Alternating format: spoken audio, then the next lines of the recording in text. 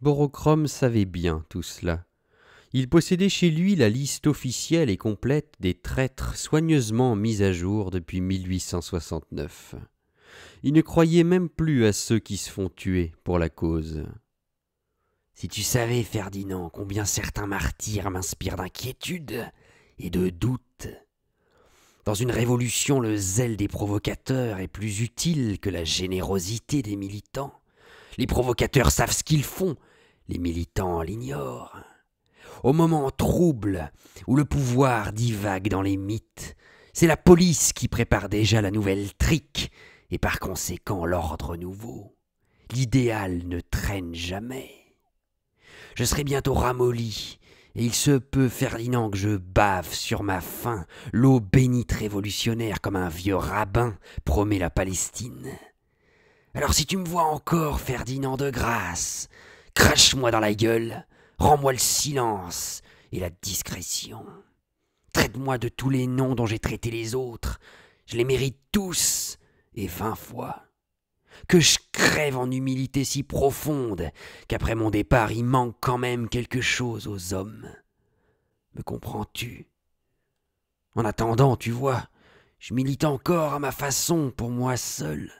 Je m'indigne avec une énorme facilité. C'est la poésie, Ferdinand, la jeunesse, poésie seule. J'aurais voulu être assez sage pour me donner en tout et pour tout aux entreprises irréelles. La réalité m'a beaucoup fait de mal, Ferdinand. Tout le mal. Tu verras, elle te tuera aussi avant ton heure. La jeunesse s'égare ignoblement. Le rêve lui fait honte. Je me suis fourvoyé comme les autres. À présent, abruti par les réalités, j'aboie comme les autres. Pour faire du bruit, Ferdinand, rien que pour faire du bruit. Pour avoir moins peur. J'ai peur, Ferdinand, abominablement peur d'être seul. Nous n'avons rien à nous dire au fond, rien d'humain. Nous sommes tous horriblement angoissés d'être là, c'est tout. Je monte sur les estrades avec les autres, rôter mon néant. Je salive et je congestionne au bord de la politique comme Rodriguez au bord des courses. Je gueule au vainqueur, mais j'y crois pas, et lui non plus. Toute opinion n'est qu'une entorse un peu douloureuse qui fait hurler quand on force. Il n'y a que les saints pour être heureux de s'écraser les moignons dans un sourire, à toute heure, en tout lieu, ciel compris. Mais les saints ne savent pas ce que nous savons. Les lucides sont forcés de prendre des vacances. On se repose d'être libertaire, réacteur ou mormon. On ne trahit pas toujours par intérêt. Je me traîne, Ferdinand, dans la vocifération, comme un vieil ébéniste dans son absinthe. Souvent j'arrive à manquer d'indignation. La police du royaume alors s'inquiète. J'ai cru pendant longtemps qu'elle me redoutait un peu. La police du royaume, c'est pas vrai du tout. Elle vient m'écouter chaque fois que je m'épuise à réformer le monde, les hommes et les choses. Elle prend des notes, Ferdinand, et les notes vont au dossier, et les dossiers donnent de l'avancement.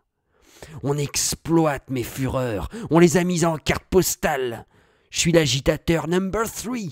On me vend 2 pence chez Harrow and Trumbull, au coin de Berkeley Square. Je te montrerai. Tu vois que je saisis bien tous les tons de la musique. Avec Borochrome, on ne s'ennuyait jamais une minute. Il savait jouer de l'accordéon et du piano, pas mal du tout. Dans sa tôle au Pleyel, il se donnait des heures entières au-dessus du magasin des gages.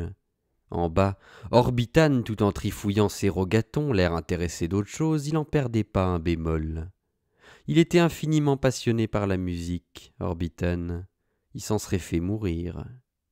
C'était marrant même de l'observer en train de se défendre contre le charme, et puis de céder quotidiennement. Borochrome savait tout ça dans la soupente. C'était un gros serpent d'idéal, Borochrome. Il l'attaquait par un petit motif discret et désolé.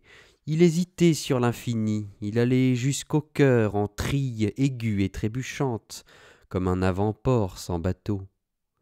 Et puis il tendait d'autres charmes, tout en mélodie saugrenue, mutilée du bout qui cascadait, douloureuse et pimpante, jusqu'en bas des marches. S'il voulait pousser Orbitane jusqu'au trognon, Il lui chantait assez faux, mais en sourdine comme la mort s'avance, la vieille complainte des Américains, I am coming. Alors timbra la porte, et Orbitan s'en allait jusqu'à la Tamise faire un tour. Il n'en pouvait plus et ne se plaignait jamais.